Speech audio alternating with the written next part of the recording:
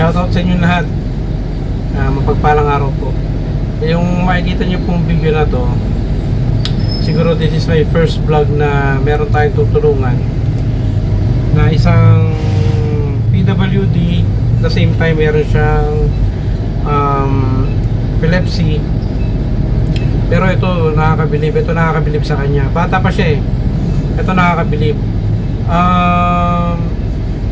Hindi siya umaasa na tutulungan lang siya. So, ito naghahanap buhay siya, nagsisikap na sa kabila ng panganib sa kalsada, nagagawa pa niya maghanap buhay ng parehas. So nakakabilib lang tong tao na to. At sabi ko nga kanina nung nakausap ko, so kanina kinausap ko siya habang traffic nakausap ko siya, sabi ko, di ba dati meron kang trolley dyan? Sabi ko, gusto mo pa bang magkaroon ng trolley?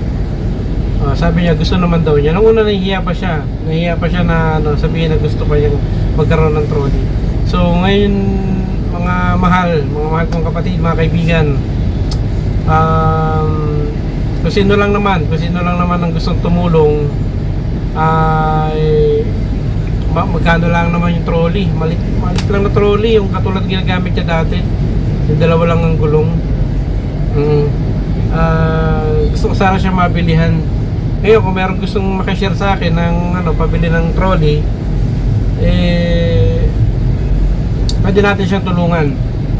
Pwede nyo po ipabot sa akin, PM nyo lang ako, may messenger naman ako.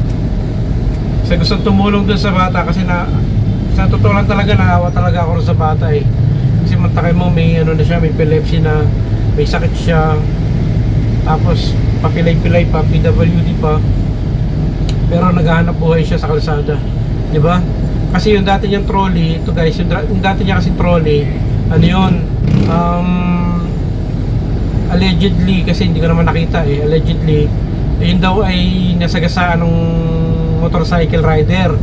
Pero itong ginawa ng motorcycle rider, tinakbuhan lang yung kawawang nagtitinda. Kaya yun,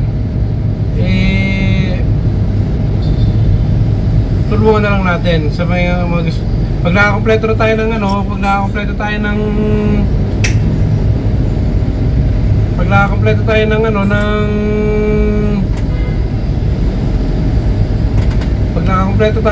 ng pambili, so bibilihan natin siya. So sasamahan ko na rin siya ng bigas pagka para sa kanyang pamilya. O, di ba?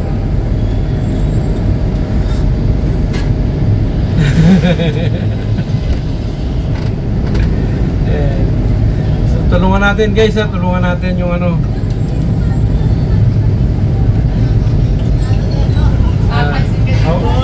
okay guys, so yun na sa mga gusto tumulong, huwag po kayong magtubiling tumulong, At mas masarap magbigay kaysa bigyan.